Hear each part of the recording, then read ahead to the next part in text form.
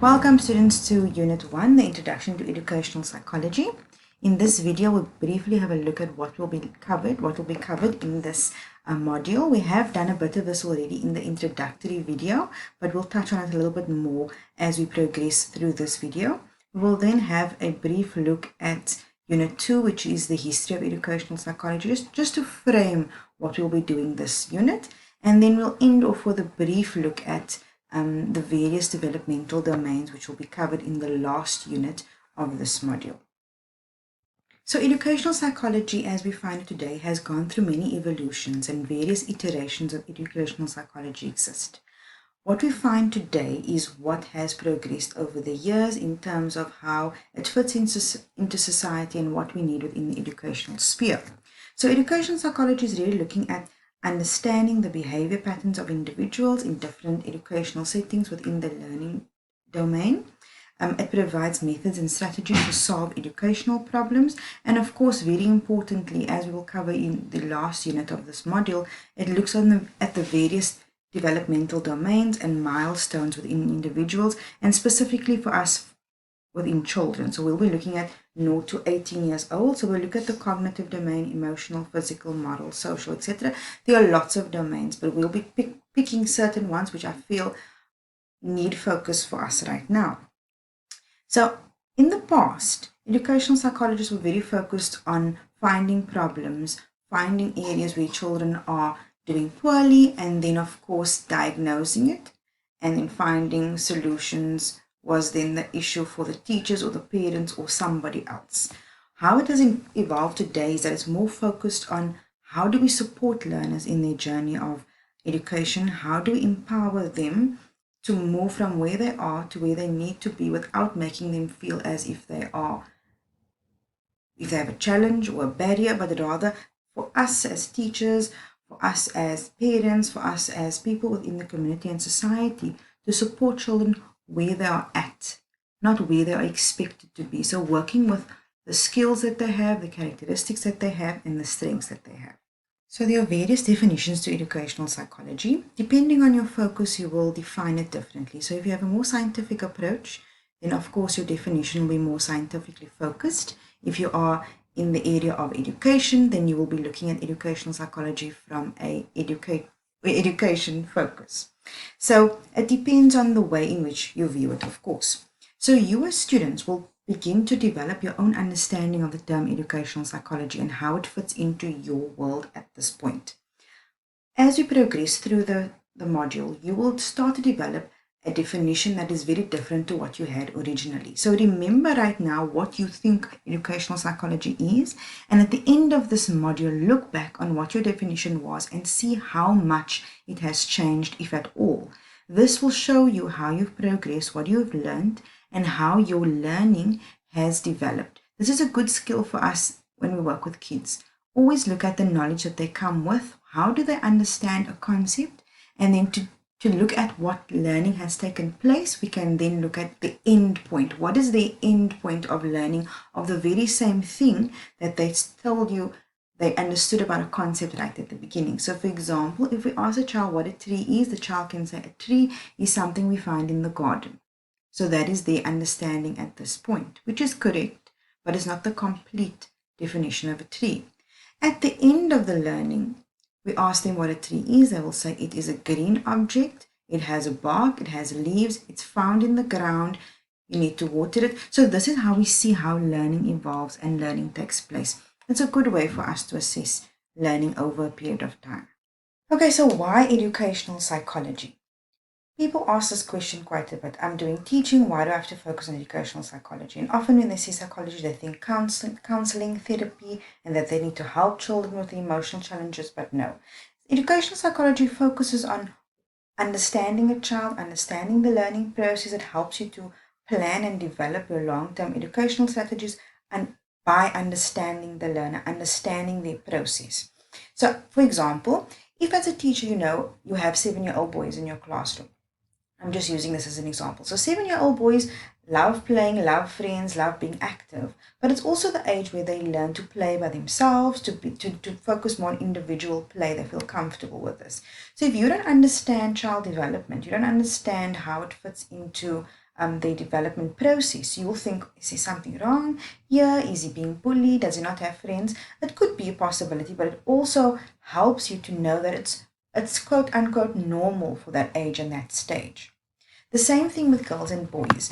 In society, we expect girls to be involved in more safe play, and so that's things like coloring in, playing with their dolls. It develops their fine motor skills, so it helps to develop good handwriting. Oftentimes girls have good handwriting, so we think that's just a girl thing, but it may very well be that they've been exposed to more fine motor skills playing, picking up beads, doing needlework, things that girls in society are expected to do, whereas boys are expected to engage in more risk-taking behavior, climbing trees, jumping off walls, giving you a heart attack when you think, did this child just survive that fall?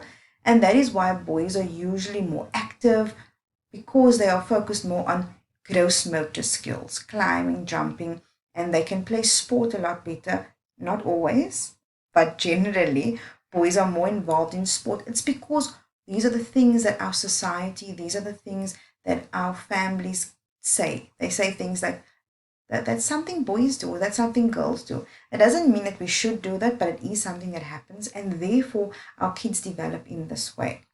So if you understand the psychology of this within educational psychology, if you understand why children are doing the things that they do, you will then know why they develop in the way that they do. So if we as educators can harness the knowledge of people and understand why they do what they do, it will help us to plan and implement educational strategies to suit a child or to suit an individual.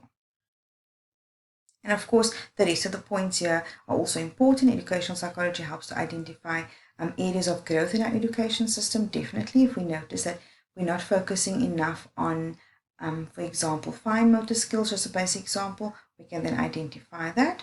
It helps to identify potential educational pitfalls and identifies and studies learning methods to better understand how people absorb and retain information, and therefore allowing you to be more inclusive and individually focused. So as I spoke about earlier, we're looking at the history of educational psychology in the next unit, but this is just a brief look at what we will be focusing on. So it looks at where the beginnings of educational psychology really are, and there is a paper that we're going to be reading, which is the 100-Year Journey of Educational Psychology. We'll read it in Unit 2, and it will outline a little bit how all these theorists were involved in the development of educational psychology. This is the continuation. So you'll see people like, let me go back very quickly, you'll see people like Locke, and how his work, we can actually see where his work in the areas of behaviorism, or rather the work in his area has affected behaviorism, and Skinner's work is sometimes connected to his, as well as Thorndike in the area of behaviorism. So we'll talk about it a little bit more in detail in the next unit.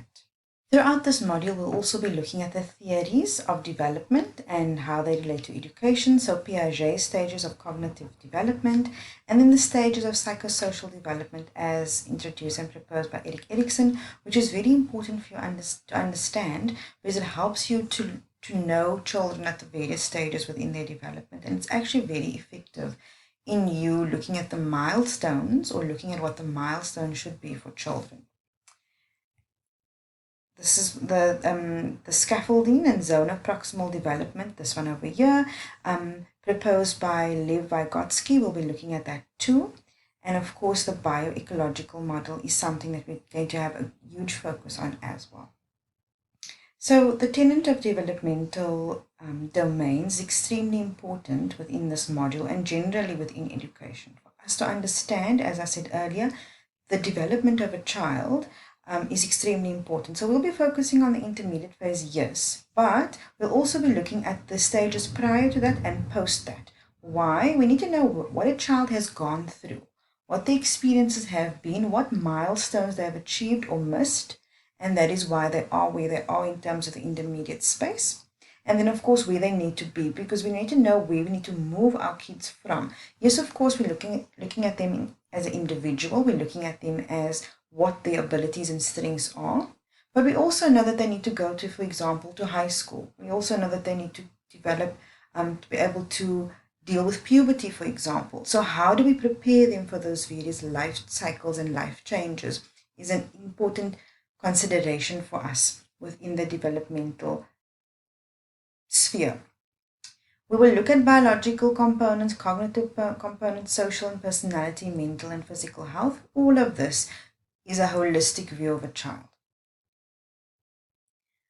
Within the developmental domains, I spoke earlier about the gross motor, fine motor skills, communication, cognitive, social, and adaptive domains are also something that needs to be focused on, because your child has one child has various levels and domains that they are made up of, if I can say it in that way. A child is not just one thing. A child has gross motor skills, so they can move their limbs. They have fine motor skills, they can write on the board.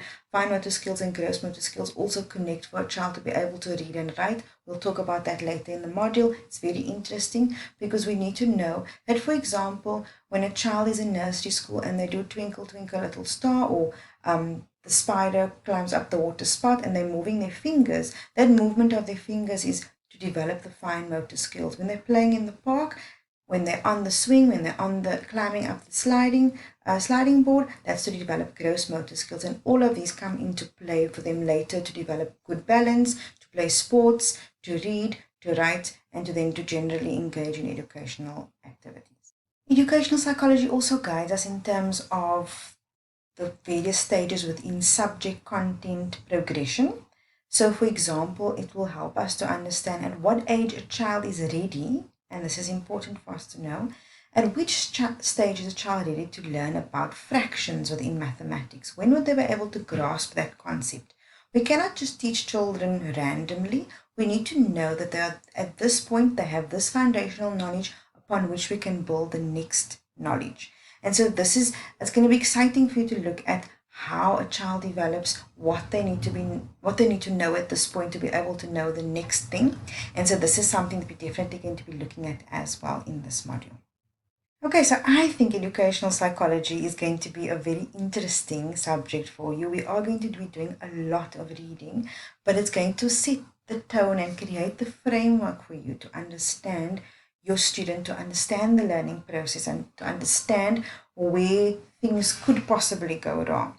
So try to keep up with your reading, work at a measured pace, try to work in teams that helps you to work through all of the reading, because the information that we cover within this module, Educational Psychology 1, is going to build a foundation upon which we build new knowledge and new understandings in Educational Psychology 2, when we get a lot more specific, a lot more focus on the areas within child development. We're going to look a lot more at the practical skills and practical tasks, some of which we will cover within Educational Psychology 1 as well. So welcome to an exciting journey. I am very happy that I get to be your guide and facilitator on your introduction to educational psychology. And please, as always, if you have any issues, challenges, or if you want to share information, please feel free to contact me. Have a lovely beginning of your education journey, or your cluster journey for this cluster, and I look forward to hearing from you.